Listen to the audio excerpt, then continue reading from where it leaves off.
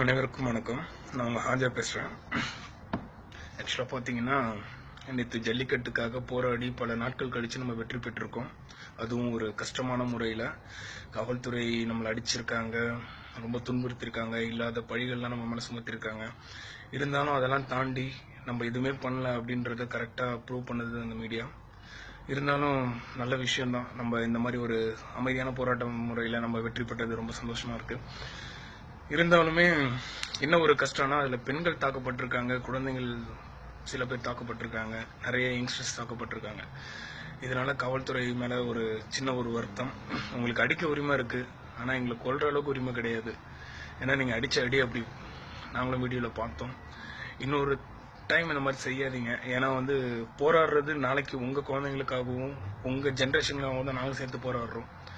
உங்களை தப்பு சொல்லலை, இருந்தாலும் உங்கள் ஹையர் அஃபிஷியல் நிறைய பேர் சொல்லியிருப்பாங்க, அதனால நீங்களும் வருத்தப்பட்டு கூட அடிச்சிருக்கலாம். அதுலயும் சில பேர் ரொம்ப திமிரா அடிச்சாங்க. அவங்களுக்காக சொல்றேன், இனிமேல் அந்த மாதிரி பண்ணாதீங்க. ஏன்னா நீங்க பண்ற ஒரு தப்பையும் நாளைக்கு உங்க குழந்தைங்க உங்க ஜென்ரேஷன் அனுபவிக்கும். ஏன்னா அந்த மாதிரி ஒரு காலமா போயிடுச்சு அது. இப்போ மேட்ரு அது கிடையாது. ஆக்சுவலா நம்ம வெற்றி பெற்றிருக்கோம். இந்த வெற்றி காரணம் நம்ம அப்துல் கலாம் ஐயா. ஏன்னா அவர் சொல்லிட்டு போனாரு, நாளைய உலகம் யங்ஸ்டர்ஸ் கையில, இளைஞர்கள் கையில அப்படின்னு சொல்லிட்டு இருந்தாரு. ஆனா ஆக்சுவலா அது உண்மைதான். அவர் சொன்ன மாதிரி தான் நடந்துச்சு. ஏன்னா அவருக்கு நம்மளை பத்தி தெரியும், அதனால.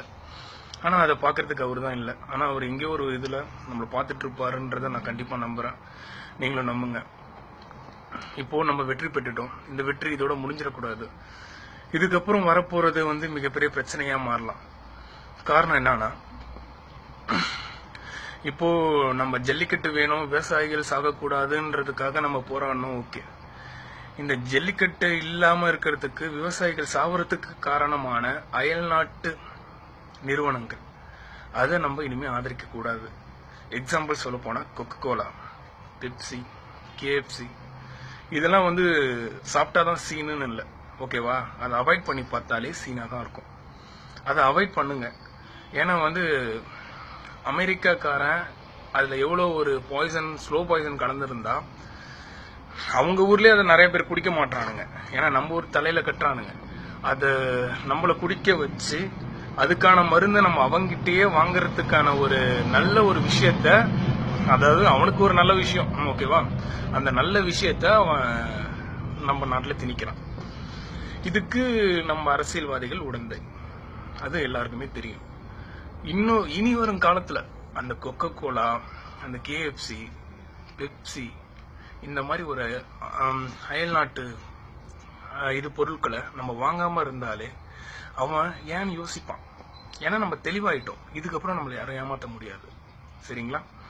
அதனாலேயே இனிமே வரப்போற காலத்துல அது மாதிரி வாங்காதீங்க. அந்த மாதிரி வாங்கினாலும் கீழே ஊத்துங்க, கண்டிப்பா கீழே ஊத்துங்க. நானும் அந்த கீழே ஊத்திடுவேன். ஏன்னா நான் விட்டேன். ஆக்சுவலா நான் சாப்பிட்டுட்டு இருந்தவன், நான் சாப்பிடலாம் நான் போய் சொல்ல. என்னைக்கு நான் இதை பத்தி முழுசா தெரிஞ்சுக்கிட்டனோ, எனக்கு இப்பதான் சில நாட்கள் முன்னாடி தான் அவேர்னஸ் என்னன்னு தெரிஞ்சது. எனக்கு இப்ப தெரிஞ்சது, அதனால நான் விட்டுட்டேன். நீங்களும் அதே மாதிரி விடுவீங்க அப்படின்றத நான் கண்டிப்பா நம்புறேன்.